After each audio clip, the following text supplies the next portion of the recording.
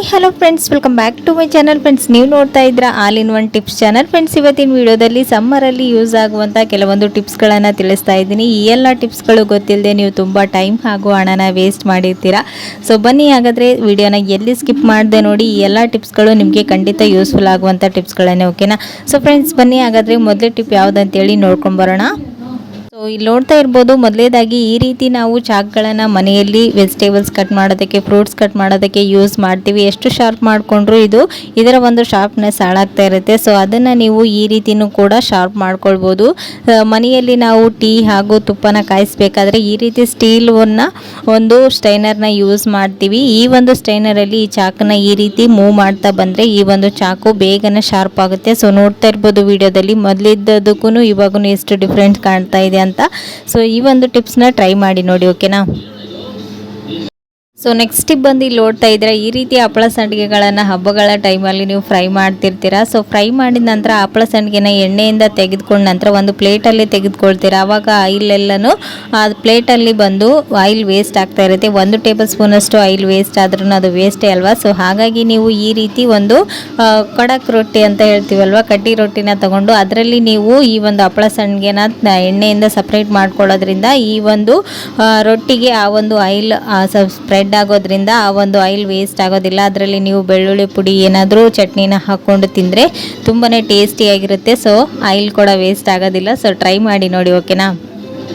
So next tip ಬಂದು, ಈ ರೀತಿ ಡೈಲಿ ಕೆನೆನ ತೆಗೆದು ನೀವು ಬೆಣ್ಣೆನ ಸಪ್ರೇಟ್ ಮಾಡ್ಕೊಳ್ತೀರಾ. ಸೊ ಮಿಕ್ಸಿ ಜಾರ್ಗೆ ಹಾಕಿದ ತಕ್ಷಣ ಅದು ಬೇಗನೆ ಮಜ್ಜಿಗೆ ಮತ್ತು ಬೆಣ್ಣೆ ಸಪ್ರೇಟ್ ಆಗೋದಿಲ್ಲ. ಏನಾದರೂ ಒಂದು ಟಿಪ್ಸ್ನ ತಿಳಿಸಿ ಅಂತ ಕೇಳಿದ್ರಿ. ಸೊ ಹಾಗಾಗಿ ಇವತ್ತಿನ ವಿಡಿಯೋದಲ್ಲಿ ತಿಳಿಸ್ತಾ ಇದ್ದೀನಿ. ಸೊ ಮೊದಲಿಗೆ ನೀವು ಈ ಒಂದು ಕೆನೆನ ಮಿಕ್ಸಿ ಜಾರ್ಗೆ ಹಾಕ್ಕೊಂಡು ಡ್ರೈ ಆಗಿನೇ ಒಂದ್ಸರಿ ಈ ರೀತಿ ಗ್ರೈಂಡ್ ಮಾಡ್ಕೊಳ್ಬೇಕು. ನಂತರ ಇದಕ್ಕೆ ಕೋಲ್ಡ್ ವಾಟರ್ನ ಹಾಕಬೇಕು. ಕೋಲ್ಡ್ ವಾಟರ್ನ ಹಾಕಿ ಜಸ್ಟ್ 2 ಮಿನಿಟ್ಸ್ ಇದನ್ನು ಗ್ರೈಂಡ್ ಮಾಡಿಕೊಂಡ್ರೆ ಸಾಕು. ಮಜ್ಜಿಗೆ ಸಪ್ರೇಟ್, ಬೆಣ್ಣೆ ಸಪ್ರೇಟ್ ಆಗಿಬಿಡುತ್ತೆ. ಒಂದು ಸ್ವಲ್ಪ ಬೆಣ್ಣೆ ಅಂಶನೂ ಮಜ್ಜಿಗೆಯಲ್ಲಿ ಉಳ್ಕೊಳ್ಳೋದಿಲ್ಲ. ನೀವು ಕಡಿಮೆ ಸಮಯದಲ್ಲಿ ಬೆಣ್ಣೆನ ತೆಗೆದುಕೊಳ್ಬೋದು, ಜಾಸ್ತಿ ಟೈಮ್ ಹಿಡಿಯೋದಿಲ್ಲ. ಆದಷ್ಟು ನೀವು ಕೋಲ್ಡ್ ವಾಟರ್ನ ಇದರಲ್ಲಿ ಯೂಸ್ ಮಾಡಿ, ಓಕೆನಾ? ಸೊ ನೋಡ್ತಾ ಇರ್ಬೋದು ಇವಾಗ ಎಷ್ಟು ಈಸಿಯಾಗಿ ಒಂದು 2 ಮಿನಿಟ್ಸ್ ಇದನ್ನು ಗ್ರೈಂಡ್ ಮಾಡ್ಕೊಂಡಿದ್ದೀನಿ, ಬೆಣ್ಣೆ ಸಪ್ರೇಟ್ ಆಗಿದೆ ಅಂತ. ಹಾಗೆಯೇ ಇದನ್ನು ಕಾಯಿಸ್ಕೊಳ್ಬೇಕಾದ್ರೂ ಅಷ್ಟೇ, ಬೆಣ್ಣೆ ತೆಗೆದ ತಕ್ಷಣವೇ ಕಾಯಿಸ್ಕೊಳ್ಳೋದಕ್ಕಿಂತ ಒನ್ ಡೇ ಇದನ್ನು ಓವರ್ ನೈಟ್ ಫ್ರಿಜ್ಜಲ್ಲಿ ಬೆಣ್ಣೆನ ಇಟ್ಟು ನೆಕ್ಸ್ಟ್ ಡೇ ನೀವು ತುಪ್ಪನ ಕಾಯಿಸ್ಕೊಳ್ಳೋದ್ರಿಂದ ಇದರಲ್ಲಿ ಬೆಣ್ಣೆ ಅಂಶ ಲಾಸ್ಟಲ್ಲಿ ಉಳಿಯುತ್ತಲ್ವ. ಸೊ ಅದನ್ನು ಜಾಸ್ತಿ ಉಳಿಯೋದಿಲ್ಲ. ಹಾಗೆಯೇ ತುಪ್ಪ ಬೇಗನೆ ಎತ್ತೋದಿಲ್ಲ. ಸ್ಮೆಲ್ ಕೂಡ ಅಷ್ಟೇ ತುಂಬಾ ಚೆನ್ನಾಗಿರುತ್ತೆ. ಸೊ ಈ ಒಂದು ಟಿಪ್ಸ್ನ ಟ್ರೈ ಮಾಡಿ ನೋಡಿ, ಖಂಡಿತ ಯೂಸ್ಫುಲ್ ಆಗುತ್ತೆ, ಓಕೆನಾ? ಸೊ ನೆಕ್ಸ್ಟ್ ಟಿಪ್ ಬಂದು ಇಲ್ಲಿ ನೋಡ್ತಾ ಇದ್ರೆ, ಈ ರೀತಿ ಕ್ಯಾಂಡಲ್ಗಳನ್ನು ನಾವು ಟೈಲ್ಸ್ ಮೇಲೆ ಅಥವಾ ಎಲ್ಲಾದರೂ ಕಿಟಕಿ ಪಕ್ಕದಲ್ಲಿ ಹಚ್ಚಿಬಿಟ್ಟಾಗ ಇದರ ಕೆಳಗಡೆ ಮೇಣ ಕರಗಿ ಏನಾಗುತ್ತೆ, ಅದನ್ನು ಹಾಗೇನೆ ಬಿದ್ದುಬಿಡುತ್ತೆ. ಆವಾಗ ಇದನ್ನು ನಾವು ಮತ್ತೆ ಇನ್ನೊಂದ್ಸರಿ ಕ್ಲೀನ್ ಮಾಡ್ಕೊಳ್ಬೇಕು, ಎಕ್ಸ್ಟ್ರಾ ಕೆಲಸ ಆಗುತ್ತೆ. ಸೊ ಈ ರೀತಿ ಮಾಡ್ದೇನೆ ನೀವು ಕ್ಯಾಂಡಲ್ ಹಚ್ಚೋದಕ್ಕಿಂತ ಮುಂಚೆ ಇದ್ರ ಕೆಳಗಡೆ ಒಂದು ಸ್ವಲ್ಪ ಜಸ್ಟ್ 1 ಹನಿಯಷ್ಟು ಆಯಿಲನ್ನು ಅಪ್ಲೈ ಮಾಡಿ ಅದ್ರ ಮೇಲ್ಗಡೆ ನೀವು ಈ ಒಂದು ಕ್ಯಾಂಡಲ್ನ ಹಚ್ಚಿ ಇಡೋದ್ರಿಂದ ಎಷ್ಟು ಮೇಣ ಕರಗಿ ಬಿದ್ರೂ ಅದು ಜಸ್ಟ್ ಅದರ ಕೆಳಗಡೆ ಆಯಿಲನ್ನು ಅಪ್ಲೈ ಮಾಡಿರ್ತೀವಲ್ವ, ಆ ಬಂಡೆಗೆ ಈ ಒಂದು ಮೇಣ ಅಂಟ್ಕೊಳ್ಳೋದಿಲ್ಲ. ಸೊ ಈ ರೀತಿ ನೀವು ವಿಡಿಯೋದಲ್ಲಿ ನೋಡ್ತಾ ಇರ್ಬೋದು ಎಷ್ಟು ಈಸಿಯಾಗಿ ರಿಮೂವ್ ಆಗ್ತಾ ಇದೆ ಅಂತ. ಸೊ ನೀವು ಇದನ್ನು ಮತ್ತೆ ಕ್ಲೀನ್ ಮಾಡ್ಕೊಳ್ಬೇಕನ್ನೋದು ಏನು ಇರೋದಿಲ್ಲ, ಆಯಿಲನ್ನು ಅಪ್ಲೈ ಮಾಡಿರೋದ್ರಿಂದ ಈಸಿಯಾಗಿ ಈ ಒಂದು ಮೇಣ ರಿಮೂವ್ ಆಗುತ್ತೆ. ಸೊ ಈ ಒಂದು ಟಿಪ್ಸ್ ತುಂಬಾ ಯೂಸ್ಫುಲ್ ಆಗುತ್ತೆ, ಟ್ರೈ ಮಾಡಿ ನೋಡಿ, ಓಕೆನಾ? ಸೊ ನೆಕ್ಸ್ಟ್ ಟಿಪ್ ಬಂದು ಇಲ್ಲಿ ನೋಡ್ತಾ ಇರ್ಬೋದು, ಈ ರೀತಿ ನಾನ್ ಸ್ಟಿಕ್ ಪಾತ್ರೆಗಳನ್ನು ನಾವು ಡೈಲಿ ಯೂಸ್ ಮಾಡೋದ್ರಿಂದ ಇವ್ರ ಒಂದು ಶೈನಿಂಗ್ ಹಾಳಾಗ್ತಾ ಇರುತ್ತೆ. ಸೊ ಅವಾಗ ನೀವು ಈ ರೀತಿ ₹1 ಶಾಂಪನ್ನು ಯೂಸ್ ಮಾಡಿಕೊಂಡು ನೀಟಾಗಿ ಕ್ಲೀನ್ ಮಾಡ್ಕೊಳ್ಬೋದು. ಸೊ ಅದು ಹೇಗೆ ಅಂತ ತೋರಿಸ್ತಾ ಇದ್ದೀನಿ. ಇವಾಗ ಇದನ್ನು ನಾನ್ ಸ್ಟಿಕ್ ಪಾತ್ರೆನ ಸ್ವಲ್ಪ ಬಿಸಿ ಮಾಡೋದಕ್ಕೆ ಇಟ್ಟಿದ್ದೀನಿ. ಬಿಸಿ ಇರುವಾಗನೇ ಈ ಒಂದು ಪ್ರೊಸೀಜರ್ನ ನೀವು ಫಾಲೋ ಅಪ್ ಮಾಡಬೇಕು. ಸೊ ಇವಾಗ ನೋಡ್ತಾ ಇದ್ರೆ ಒಂದು ಶಾಂಪನ್ನು ನಾನು ಇದ್ರ ಮೇಲೆ ಹಾಕ್ತಾ ಇದ್ದೀನಿ. ಇದೇ ಶಾಂಪ್ ಅಂತ ಇಲ್ಲ, ಯಾವುದಾದ್ರೂ ಯೂಸ್ ಮಾಡ್ಬೋದು.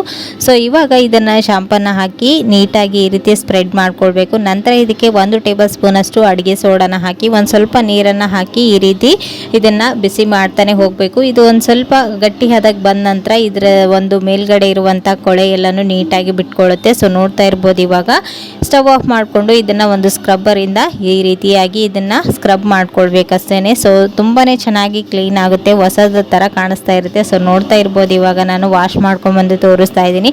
ಮೊದಲು ಎಷ್ಟು ಬ್ಲ್ಯಾಕ್ ಆಗಿಬಿಟ್ಟಿತ್ತು, ಸೊ ಇವಾಗ ನೋಡ್ತಾ ಇರ್ಬೋದು ಎಷ್ಟು ಶೈನಿಂಗ್ ಆಗಿ ಕಾಣಿಸ್ತಾ ಇದೆ ಅಂತ. ಸೊ ಇದನ್ನು ಹೀಗೆ ಇಡೋ ಬದಲು ಒಂದು ಪ್ಲಾಸ್ಟಿಕ್ ಕವರಲ್ಲಿ ಹಾಕಿ ನೀವು ಇಟ್ಕೊಳ್ಳೋದ್ರಿಂದ ಸೇಫ್ ಆಗಿರುತ್ತೆ, ಓಕೆನಾ?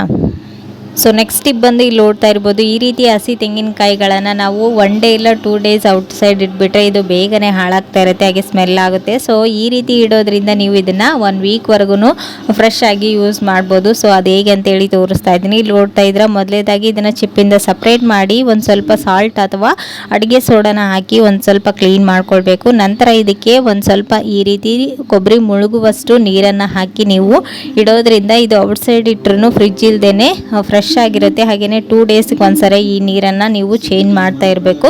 ಸೊ ಈ ರೀತಿ ಇಡೋದ್ರಿಂದ ಈ ಒಂದು ಕೊಬ್ಬರಿನ ನೀವು ಫ್ರೆಶ್ ಆಗಿ ಯೂಸ್ ಮಾಡ್ಬೋದು. ಓಕೆನಾ.